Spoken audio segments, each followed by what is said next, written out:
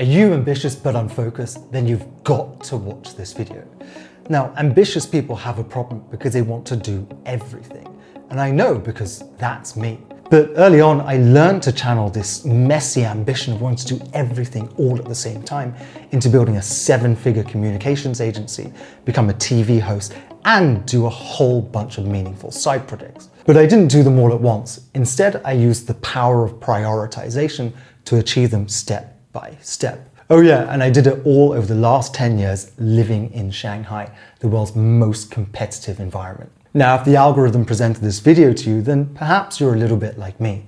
So growing up, I was always the one in the group who wanted to see more, do more, and just be more. Now, I grew up in the suburbs of London, and whilst my boys were going to the same pub every weekend, I was getting on the train to central London, going to galleries, going to events, and getting myself into new friendship groups. But that interest in everything meant that I was only superficially involved with anything. Basically, at any event or workshop, I was really just a tourist, not really properly learning or benefiting, and I wasn't really able to give back either. And on top of that, I had terrible FOMO, or fear of missing out, where any party, any event, anything, I had to be there.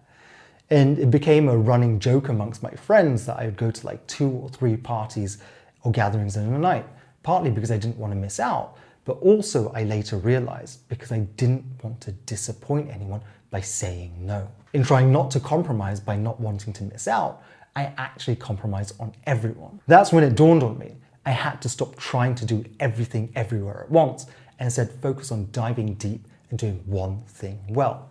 And I think that's reflected in many successful people. A great example of this is Arnold Schwarzenegger. First, he became a bodybuilder, in fact, the world's greatest bodybuilder. Then he became an actor. Then after that, he became a politician. Now, as far as I know, he didn't try to do them all at once. Instead, he used the power of prioritization, achieving these things step by step. And for me, that's the way to greatness. Now, prioritization is something we all do in the short term. Think about exam season when you're at your university. You spend way more time in the library and much less hanging around with your friends. But how do you bring that power of prioritization to your work in the long term? First, you've got to think about what you want at each step of your work and life. Then consider the sacrifices you'll make to get there, and then set your lifestyle accordingly. So let me explain how I organize all parts of my life into 4 buckets or categories. We've got health, social and relationships, work, and interests. Now, everything you do will be in those 4 categories. So you've got to make a very conscious decision of where to direct your energy and how you can maximize the ROI based on your goals. So when I started the company, I made one very clear decision. Work comes first.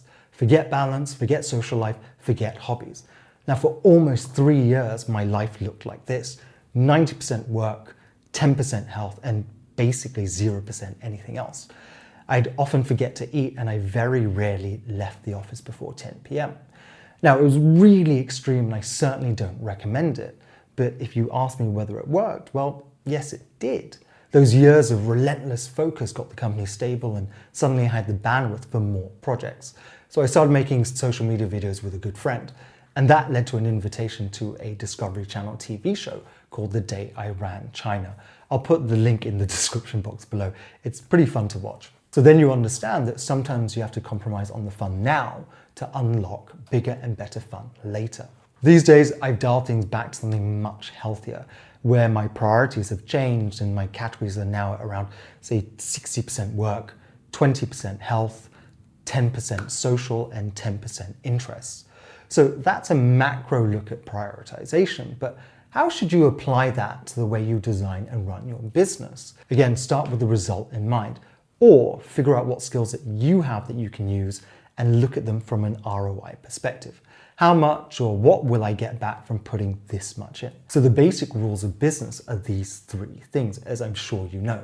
1 is the ease of acquisition of customers. 2 is your own skill set and how easily you can deliver the services. And 3 is how good are your resources or network in a certain industry, and can you leverage them when you're providing your service? So this is how it applies to me. I'm reasonably good at acquiring customers in the sustainability space. 2, I'm reasonably good at making content and doing creative strategy. And 3, because I run an event series called Sustainability Talks, I'm reasonably well known in Shanghai's sustainability space and thus can easily bring in partners to help fulfill client requests. But this understanding of prioritization actually only happened about a year after running my agency. Starting out, I was trying to sell a whole load of services to a lot of different clients, just hoping that something, anything would stick. And it was just pure luck that I got my first couple of clients, after which we got some momentum, and then I started to systemize and standardize workflows in the company. Honestly, in the early days, it was a mess. And if you really want your company to scale up, you have to develop a core competency and a core user base. And this principle of prioritization works on the smallest level too, like your daily schedule. And this is really the fundamental building block of how you shape your days, which shape your weeks and your months and years. So there are 2 main prioritization techniques I find which are incredibly effective for me. The first is called the rule of 3, which I've seen advocated by J.D. Meyer in his book, Getting Results the Agile Way, where you prioritize 3 outcomes for the day and 3 larger ones for the week. So at the beginning of the workday, I'll write out all the tasks I need in my Reclaim AI calendar app and set them by priority. And what I love about this app is that it automatically populates my calendar based on my time and priorities. I then tend to work in 50-minute blocks where the last 10 minutes is for resting, and only then do I allow myself to check my phone. So now that's the planning done, which in a perfect world would be enough. But what about those really annoying tasks that just come in and distract you out of the blue? Well, because I only look at my phone at the end of each working hour, I'm not getting distracted by them generally. But when I do find them, if they're under 2 minutes long, I will deal with them there and then, because the time cost of deferring them is actually greater than not doing them there and then. And if they're longer than 2 minutes, I'll just put them in my calendar and work on them later.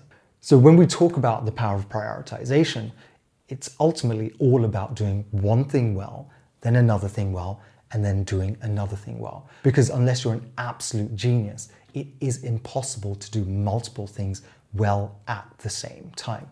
Whether it's in life or your business or just your daily schedule, the same principle applies. Focus beats frenzy.